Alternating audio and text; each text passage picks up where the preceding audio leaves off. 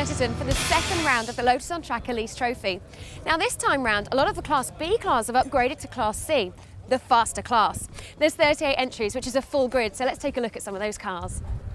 And those Class C cars are the quicker ones. They are more modified, there's more freedom on the engines, and no doubt that is where you're going to find the overall race winner coming from. The entry full of Exiges, Elises, and also one or two Vauxhall VX 220s thrown in for good measure. And bearing in mind this is only the second round of this series, it's already providing enviable grid sizes. The cars making their way to the grid then for the first of two races here at Snetterton. Chris Randall and Simon Scuffham line up at the front of the grid. Andrew Walsh, Steve Williams behind. Then Nick Kay and Brands Hatch handicap race winner Christian Watkins. Missing from the grid though, having qualified 7th, is David Harvey. He's not going to be there. Further back, former Brit Sports racer Doug Setters lines up 14th. He's going to be one to watch. So also just ahead of him Chris Pearson, who's proved to be quick. The series founder Paul Golding starts 22nd on the grid. There's going to be loads of action and loads of overtaking in this. Tom Chataway, for example, 29th on the grid with his Vauxhall. And Sarah Crowder it is who will complete the grid behind Russell Treasure. Now he's going to be one to watch. Problems in qualifying with his Class C Exige, and he undoubtedly is going to be one to watch. So to the grid they come, on board with Mark Gooday, one of the drivers sitting out in the fresh air, ready for the start of the race to get underway. It's going to be 16 laps this race. The drivers now look towards the lighting gantry at the front of the grid. Chris Randall's blue car, Simon Scuffham's yellow one alongside. Exige versus Elise as away they go. Good start made by Andrew Walsh as well for the second row of the grid. Another one, the first ever race for these cars at Brands Hatch, and the Dayglow orange car of Russell Treasure already carving its way through the field. There he goes.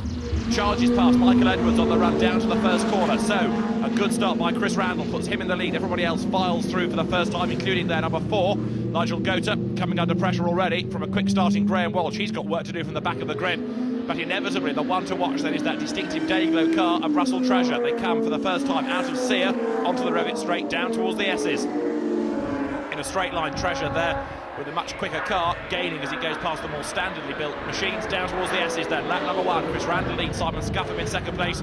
Russell Treasure from the back of the grid, almost buried Treasure, carving his way through the field now, and a big spin for David Skeggs. Off in avoidance goes Chris Pearson, and that dust cloud is going to help nobody. This is Mark Gooday's limited view. Finds a way around the outside of Skeggs' smart car, gets past Chris Pearson as well. Diving then down towards the end of that one, number 40 going well, Nick Kay. It's a great mix of experienced and total newcomers in terms of the driving ability in this series. It really does equate to some great racing, some still learning about it, others have been racing for quite a few years now, and as they come up to complete lap number 1, it's Chris Randall, former GT and Group C racer, in the lead. Very wide there goes one on the grass. Mark Gooday understeers his way through the complex at Russell for the first time. 95 Gavin Kirby goes ahead, and Mark Gooday in danger of losing another place then, powering up over the line. That one completed. Chris Randall getting away then now. That Group C experience has come in the family's fleet of nice historic Group C cars rather than in period. He's got Simon Scuffham behind him, and then diving up on the inside, number 6, Andrew Walsh. He goes ahead of Nick Kay, and also charging through on the inside there, Steve Williams doing lots of overtaking now up from mid-grid. Accelerating down towards the first corner at Richards was Michael Edwards there. Meantime, the leaders are already on the Revit straight. Andrew Walsh going through now. He's got himself up into 3rd place. Steve Williams is 4th, and that gap's set to come down possibly, although look there, the yellow car of Williams has got Nick Kay, the former Road Saloon champion, right up behind him. Behind the pair of them is the gunmetal grey car of Malcolm Sanders. Out then of the S's they go. That was the car Malcolm Sanders you're looking at that caught fire, remember, at Brands Hatch. Russell Treasure, meantime, there in the Dayglow car, down towards the series of corners at the S's, then up towards the bomb hole. And corner by corner, the order shuffling. 33 started this race. It's a massive grid in current club racing terms, and it's a real credit to Paul Golding and the rest of the drivers involved that such a healthy turnout for just the second meeting in this series' short life. And Malcolm Sanders' race is short as well. It's got a problem, that car. Malcolm Sanders limping down through corner. In fact, he's pulled off in the background as Andrew Kell pounces there and charges past Nick Kay. Has Kay got a problem, maybe? The next pair going through, Russell Treasure there, just ahead of John Ford with his Vauxhall, and behind the pair of them now, number 81, Neil McKean's Lotus. At the moment, the Vauxhall's having the upper hand over Neil McKean's Lotus, but meantime, the race leader, Chris Randall, looks like he's home and dry. Now look there, 77, just squeezing his way up alongside David Skeggs. Those were the two that spun at the S's earlier on, and both now charging back up the order. They've left themselves with a lot of work to do, as in the meantime, down towards the S's comes Simon Scuffham. He goes wide, he was second, he's about to drop down behind there, the much quicker car of Andrew Walsh that goes through and instantly pulls away. Andrew Kell going a little bit deep into Sear, nipping up the inside of him there. Number 3, that's Christian Watkins, the man that won the handicap race at Brands Hatch. The handicap race here still to come, but then powering past to get in a straight line is Andrew Kell. Down the Revit straight, he retakes the place. Christian Watkins has a look on the inside. It's not going to work for him though. He's got to tuck back in behind as they go left and then right through the S's. Andrew Kell now back onto the power, trying to fend off the efforts of Watkins behind him. Other great battles still rage on. Nigel Gota turning his way through Riches. I'm just wondering whether, given his pace, Chris Randall's going to start lapping people before much longer. He possibly will do. Number 8, Graham Walsh, goes by. Up towards Sear. Graham Walsh running in Class A for the more standard cars. Here, though, is Russell Treasure. And it almost looks now as though he was coming under a bit of pressure there as they turned their way through Coram. Neil McKean was behind him. Russell Treasure then sits in the middle of the road, making sure that McKean can't find a way past it either on the inside nor the outside.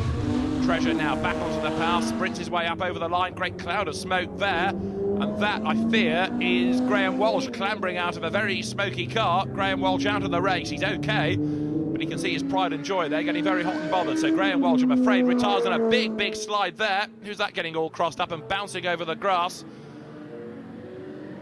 Mark Peasy, that is, getting it all wrong, but he survives the moment, loses 1 place coming out of Sear, that carries on in the race now, as down towards Coram Curve, 77, Chris Pearson there, dives through on the inside to get another place.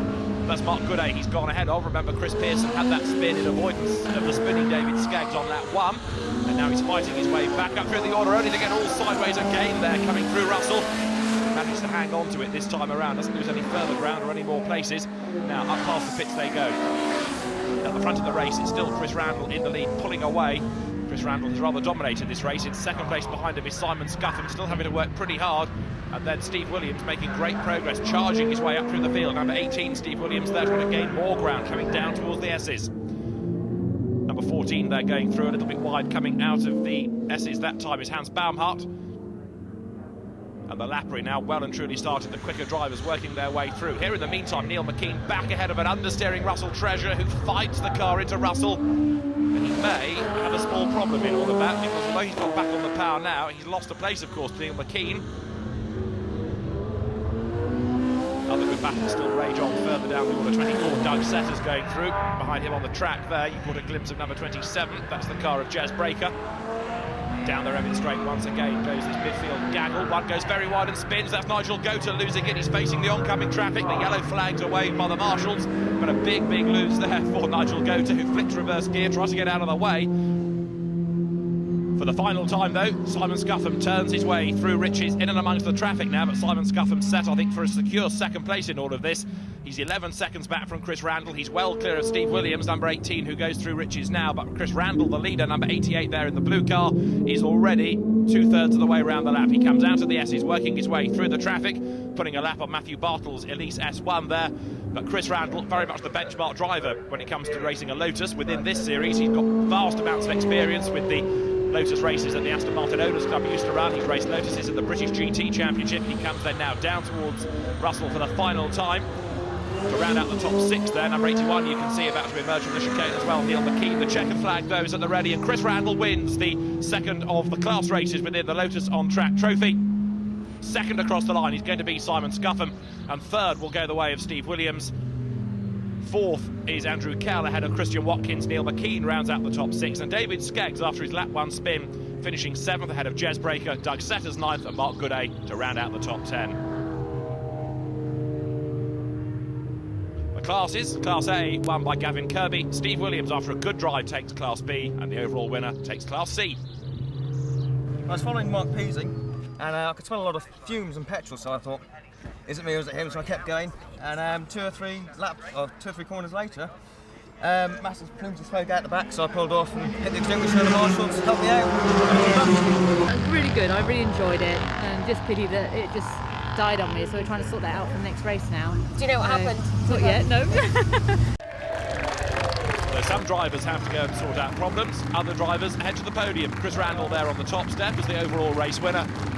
But not only does he go to the podium, so do the top 3 in all 3 classes. David Scott of MSVR, Motorsport Vision Racing, which organises this series, here to present the trophies, and a real family atmosphere. Lots of supporters then to cheer them all on the podium at the end of another great race. Gavin, class winner at Brands, and now again at Snetterton. Well done. 2 in a row. Everybody's going to be out for me in the 3rd round. Well, that's it. Have you got a specific tactic going on? No, just drive my race and, the style that I like to drive. So, yeah, it seems to be working okay for the minute. Just having the confidence, to get into the corners, really. And so don't let off the throttle. Well done, Steve. You started from 4th, worked your way up through to 3rd. Class winner. Yeah, I don't know about working my way up to 3rd, but I think with Andrew Welsh going on the back straight, and I'm quite happy with his engine. But yeah, it's good to be up running one class down, running up with the guys in the top power. Absolutely. You had a clean race too, which helped. Clean, not always the best races. Most memorable races are good tussles coming in 2nd. But yeah, good. Always good to win. Prefer someone to come up and play with me though. Chris, overall winner, a storming race. Talk us through it. Well, yeah, it went pretty much to plan, really. Got a quite reasonable start. And first lap was storming. I really enjoy first laps. Cold tyres is my favourite bit. So I got a good lead at the start. And then a few laps in, I saw Walshy disappear in a cloud of smoke, and that was it, really. Gave me a free rein on things. So then it just, kept everything in a straight line, kept on the black stuff, and yeah, away. It was great. Well done. Thank you. Thank you. So we've seen Chris Randall dominate an incident-packed first race. Join us after the break for the handicap race.